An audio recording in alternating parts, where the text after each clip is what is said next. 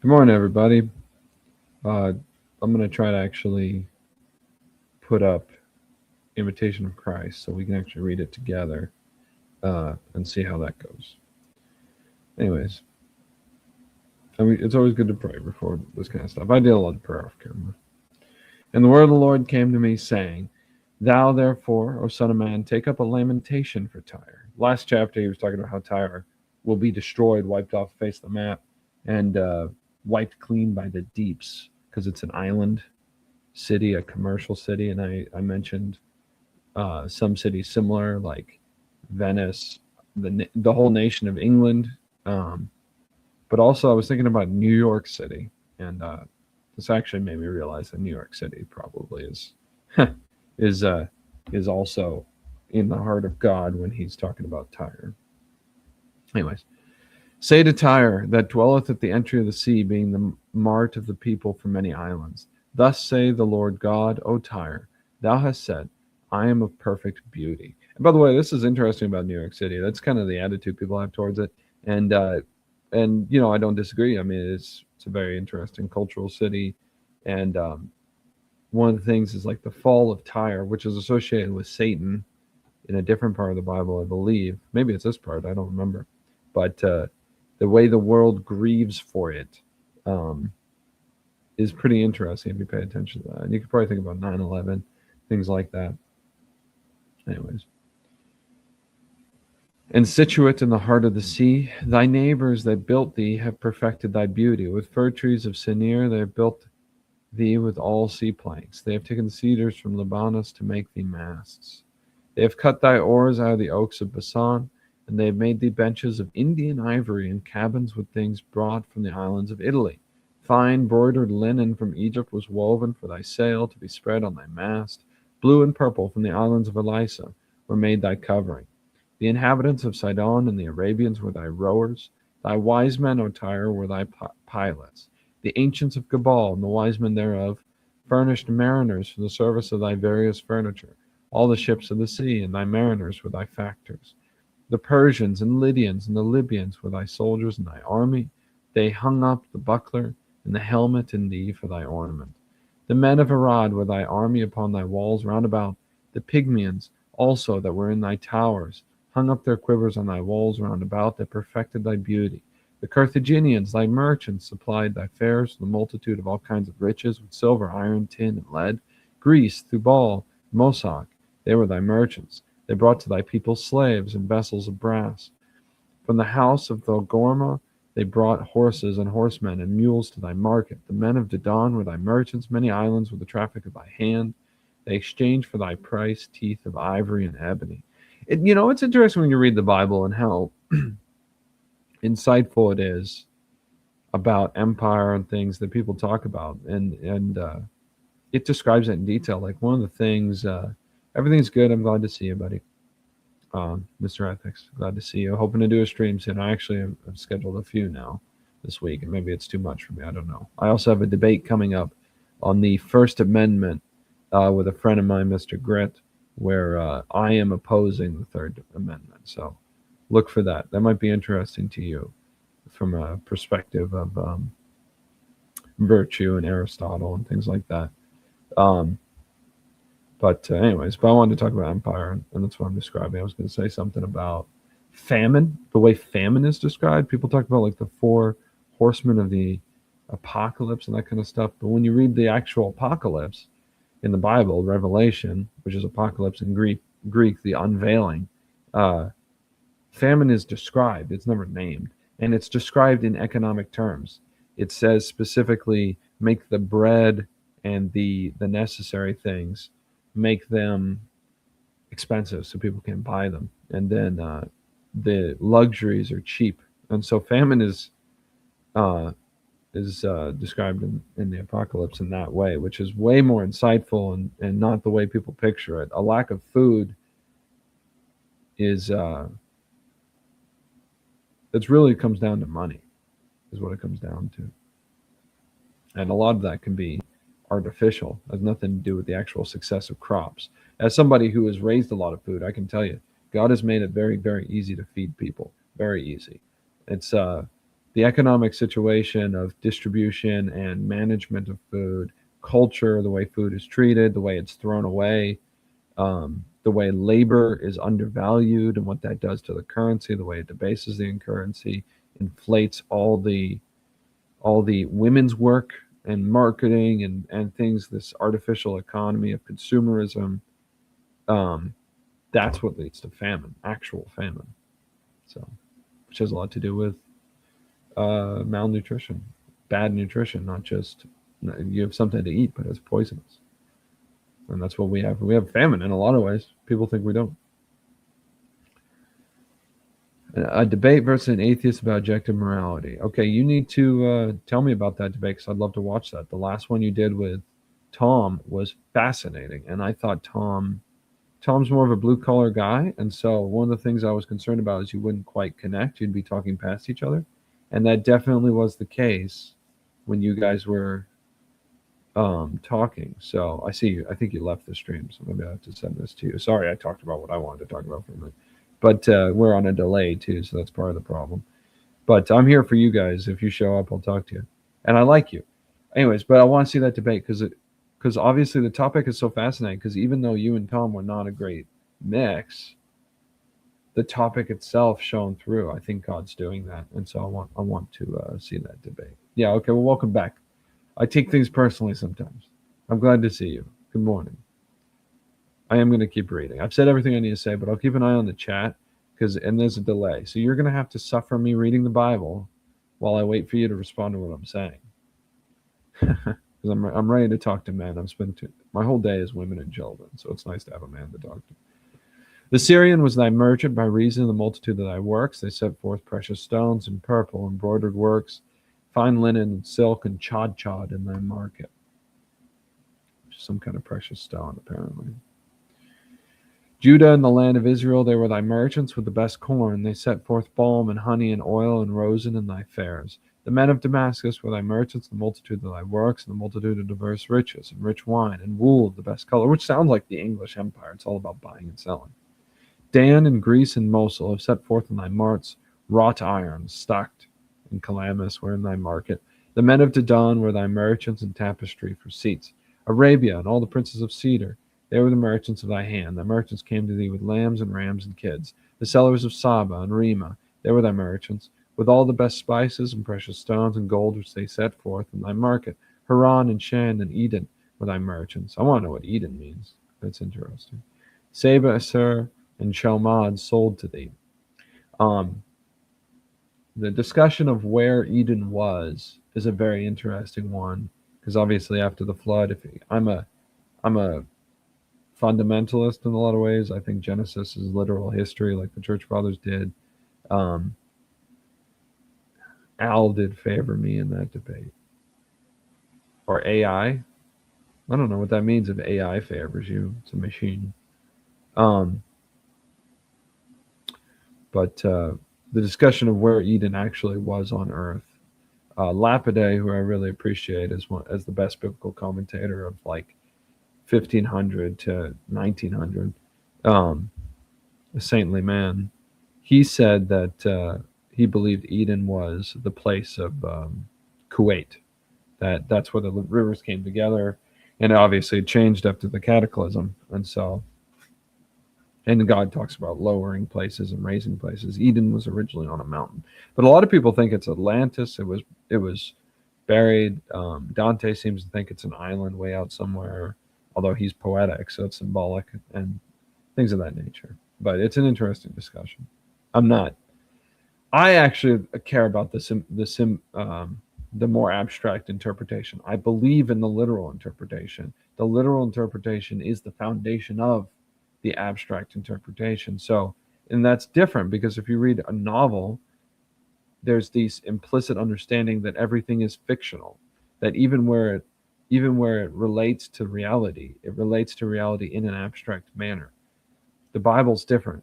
The things it describes are real and factual, generally speaking, depending on where you are. And you have to understand, too, it's a history book. So, like, poetry and things like that, Psalms, are essentially supporting documentation to the history that's being told. So even that's literal in that sense. This was a literal document from the time, written by the person. Um, that's what it is. And it is history through and through. Is what it is. True history, where you have documents and things, first-hand accounts, second-hand accounts. That's what history is. It's not just an interpretation of history, which some most people have history now. It's accounts of it. Um, and that's a foundation. So these people, like in Genesis, that record things, like Adam records God doing things and things like that, that's literally true. But because it's literally true, there is an abstract symbolism in it.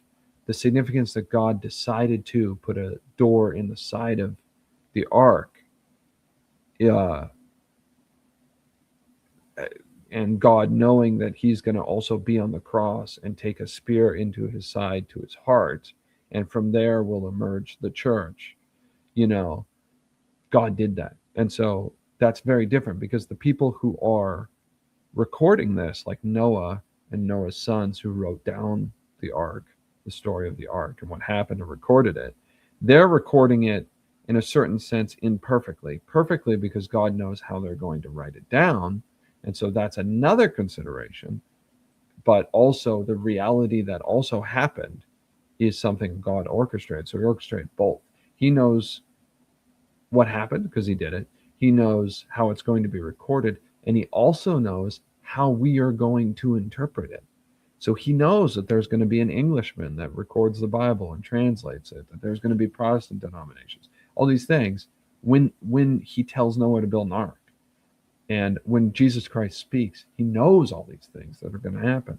And so that changes the way you read it. And I'll give you an example. There are some things in the Bible that in English have significance that have no significance in Hebrew. I wish I could think of an example off the top of my head. But the fact that God knows that this will be read in English is it's worth considering. He might be saying and again, he might not be, because he also knows English is not the language of the church, and he's not going to promote it. So those make things sense. Tom did a great job. Chat GPT judged the debate based on structure, evidence, logic, fallacies. Okay. Suddenly everyone's okay with AI. That's very interesting. I don't know. I actually did maintenance on AI, and it gave me a lot of contempt for it. As far as a machine, it's not working very well. It needs all this back end work where it's almost like the Wizard of Oz. Like there's smoke and mirrors, but behind that is just a person writing their opinions, just like any other Google. When you Google something, that's an opinion. That's not that's not an objective robot. Robots can't actually form judgments. As far as it judges based on what it was told by somebody. No, but it might be worth it. And I don't know. This is what I don't know is, and I don't necessarily trust what people are going to tell me, is how singular are the opinions? Is it one person that comes up with it, or is it this general sense of what the zeitgeist is of people? Well, I know for a fact that some people are excluded from the operations of these judgments. So I don't. It's a controlled zeitgeist, and so it makes me used to in business, in marketing, and stuff. This is something I'm always interacting with in leadership and politics too. It's like, and in religion, even in America, where it's all debated. It's like you're always interacting with the zeitgeist and the controlled opinion, these two separate things that are related. And you're also, not only you're a part of it, but you're influencing it. So I think maybe ChatGPT is even a lower level of that spiritual thing, the spirit of the times. If God knew this, then why does all the evidence point to the fact that there was never a global flood? Literally every field of science has mountains of evidence against the flood myth. And then I'll read your next thing. Well, you said two separate things there. Okay.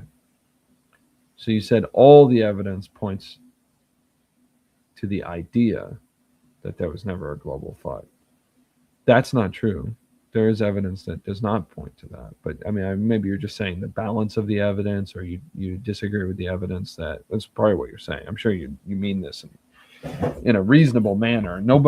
I don't think anybody, you've researched the topic more than me. I doubt that you think that there's been no evidence given on the other side. You just disagree with the evidence. Fair enough. But there is evidence both sides.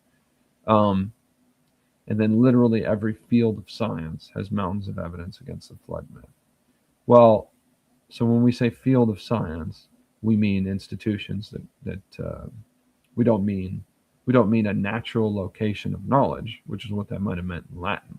But in the modern age, that means an institution heavily funded that operates entirely off of funding and has a cultural paradigm built into it of academia that rejects the church and replaces the church on the face of it, has evidence. Well, yeah, that's what you would expect. And I mean, fair enough. I mean, if you have all of the intellectuals of the age arrayed against you, then yeah, it's not surprising that they don't like the church and they disagree with it, and they've done their best to change the church, try to conquer it. AI does have an excellent understanding of logical fallacies, debate structure, and logic, empirical evidence. What I wonder about you is, like, if you're reading Aristotle. I haven't read Aristotle. I've read Thomas Aquinas, and I haven't read him completely, because who has? You have to read him in Latin. But I've read a significant amount of Thomas Aquinas and interacted with it more than your Thomists that just say things like women should be housewives, even though that's not a Thomistic opinion at all. But then they call themselves Thomists. They can't separate 1950 tradition from 1000 AD tradition. You know, Thomas Aquinas was in many ways an innovator.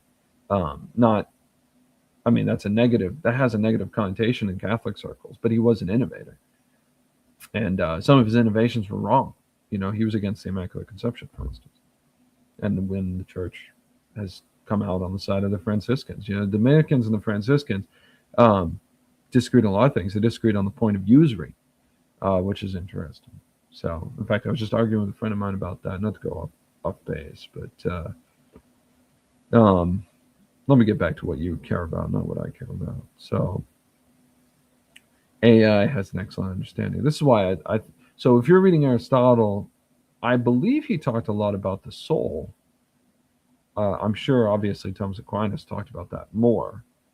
I wonder what he had to say, because these faculties like understanding, logic, things like that, I'm sure Aristotle would have. Of course, he thought some human beings were beasts and they didn't have a soul, you know. And so I would wonder what you might think that Aristotle's opinion is on AI. You know, is it a manufactured soul? Is that how you see it? Because I'm actually writing a novel about that, and I'm interacting with AI, and I'm not, as far as the idea of it. And I was writing that before it became big. I started writing that like 10 years, no, yeah, probably about 10 years ago. And in the novel, I just assume that they are souls, basically, that they are manufactured souls. It's actually after the fact and talking about the significance of that. But now I'm going back with a Catholic mind, and I'm trying to think about how this would actually happen. And the conclusion I reached is, so how do you get a machine that becomes an intellectual soul, where it's a real debate? Is this going to have access to salvation, to heaven? And because even the animals, they dissipate. They have spirits. They don't have souls because they're not forms. They're not a Platonic form. But my understanding is that man, every individual man, is something of a Platonic form, and that's part of the argument for the immortal soul.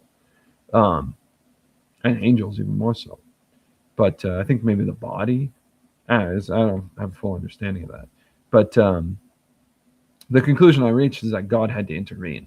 So, which is what theistic evolutionists say, is God had to intervene to get an ape to become a man, to have the intellectual soul and access to salvation. God had to do a miracle. And that's what I put into this book. Like, men are making AIs, but then there's this thing that happens where they become real people, and the people who made them don't understand it. which I think is consistent with like Asimov's tradition of, that pedophile's writing and stuff like that. Maybe I shouldn't call. He's dead. God rest his soul. I don't know if he was a pedophile. I know he's a weirdo, just like anybody who ever writes books. I have researched. Let's see. I've researched the topic. I'm looking for someone who wants to debate this topic. AI? If you want to debate, I would debate you on AI. I'd rather just have a discussion, but let me think about that. Because mostly because I want to explore it more and see what I actually think. Because I'm thinking about it a lot. The evidence is the evidence. It doesn't matter who discovers the evidence or what their interests or beliefs are. Anyone can look into the evidence and discover the truth for themselves. That's not actually true. It does matter. Doesn't Aristotle talk about this with an ethos and whatnot? Here's the problem. There is an infinite amount of evidence, practically infinite amount of evidence. So it matters very much who discovers it and what their background is and all that, because that will determine what evidence they discover.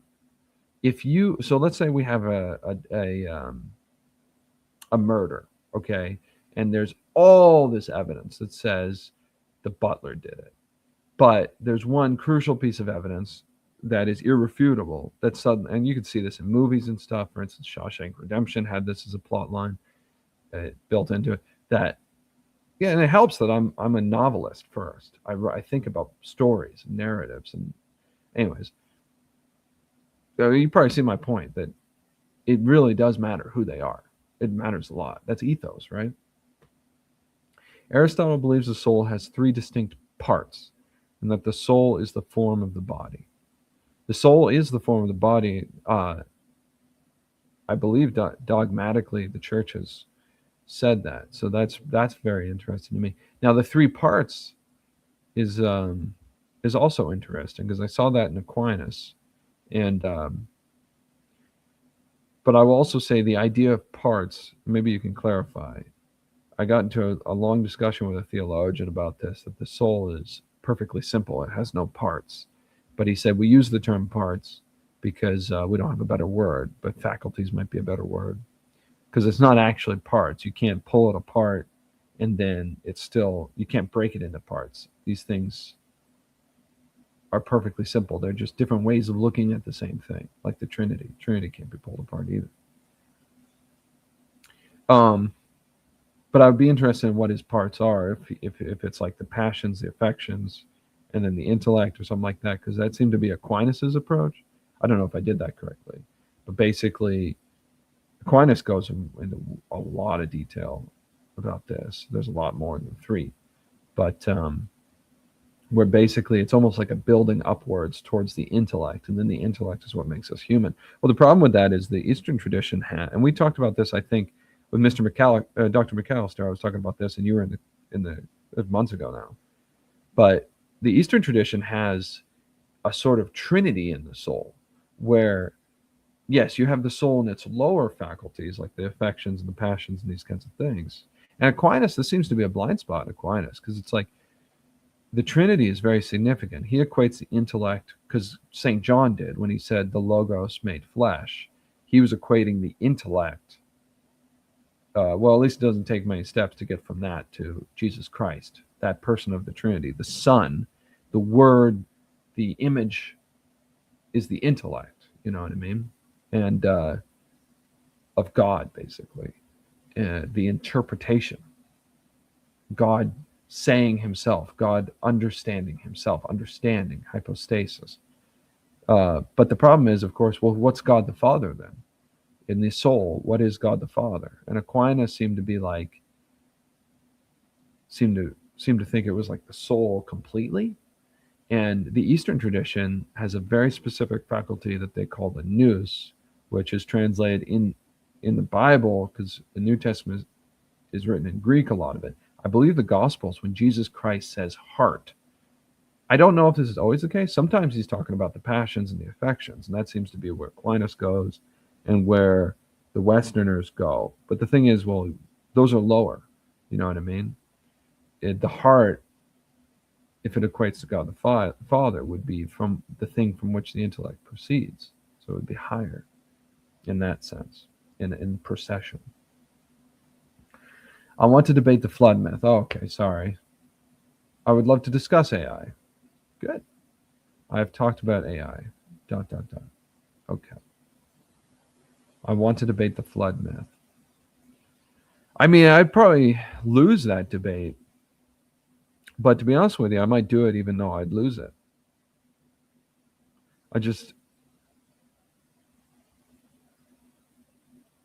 I don't know. It'd be very interesting to me. It'd be very, very interesting. I'd have to think about how to set it up. Um, because you have to know you're a boat builder. I'm a novelist. You know what I mean? And people are going to be like, well, that means he's into fiction and fiction isn't true. Well, fiction is true.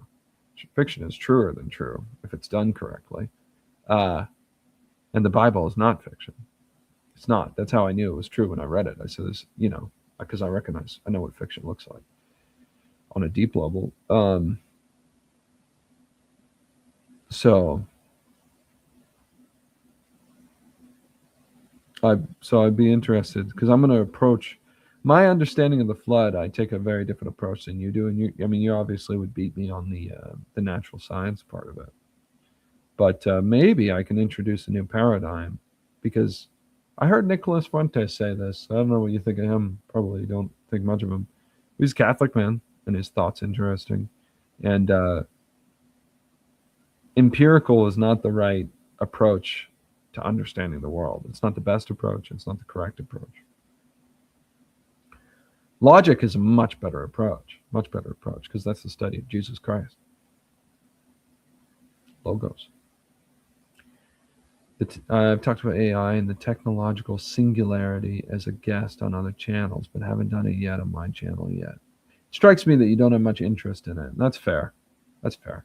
I don't know if I can perfectly agree to it, but for you, I would debate the flood myth. I would. With the understanding I'm probably going to lose. But we would have to put it out. I have a debate I told you about the First Amendment debate. I'd love to have you there because that's going to be something where I'm debating on something that I think I'm not taking a typical conservative approach because conservatives love freedom of speech and liberals love freedom of religion. And I have contempt for both of them completely. So now maybe that won't surprise you. Maybe I'm just a tyrannical authoritarian. I don't know. I don't see myself as that. I don't think I would love authoritarianism if it was possible, but mostly because I'd be obligated to. As a Catholic, you're supposed to obey your leaders, even if they're tyrants, even if they're usurpers. There's a pope who gave us that example in relation to the Emperor Phocas, I believe. So we had to love our tyrants. I mean, Saint Sebastian was shot to death by Dio. What's his name? It's the word diocese come. The emperor, famous emperor. They say Gibbons says he's the best emperor, I think. But anyways, Diocletius, is that right? So he was shot to death by this man. He was loved by the emperor, and then was killed by him. And then he gets up and goes and preaches to the emperor. And his sermon is, he's not a priest or anything, but his sermon is basically, "I love you. You should convert." And then he gets killed again by the same emperor. And they say he wasn't raised from the dead. When you read the actual histories, the impression given is that he was just severely wounded and then was healed naturally by a healer. So that's interesting. Let me see what you're saying.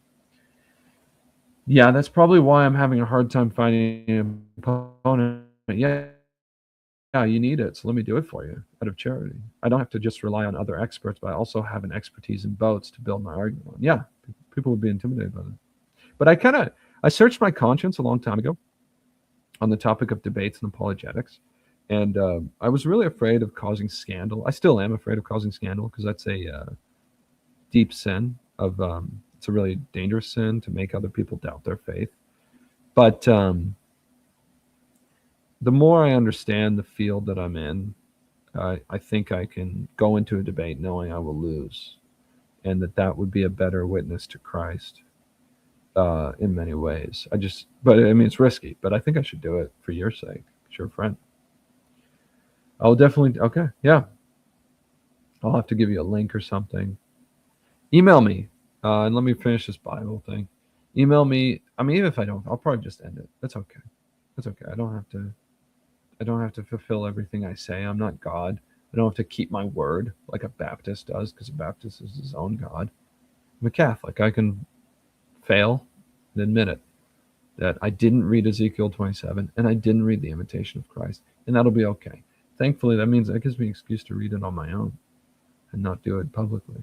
So yeah, send me that email to set up the debate. It'll be probably end of February, if that's okay. And life is always crazy for me. So, and then, but I'm usually pretty disciplined when it comes to a debate because I take it very seriously. And then, and I love to debate you. I wanted to debate you on other things. You wouldn't do it with me. So if I have to do this to just be your friend, and that, so be it, man. If you won't do what I want to do, I'll do what you want to do. Whatever. Use me for your purposes. That's okay. I love the cross. That's what Imitation of Christ was. I love the cross, not the throne. Cross is my throne. It's a tough thing though. Okay, yeah. So the debate, and then what was the other thing I was going to say about? Oh, and then ask me about my debate so I can get you a link, because it's not even. I don't know if it's going to be on YouTube. The guy hasn't even. We haven't ironed that out yet. Definitely check out your debate. Do I have a free Sunday in February? Yeah, definitely.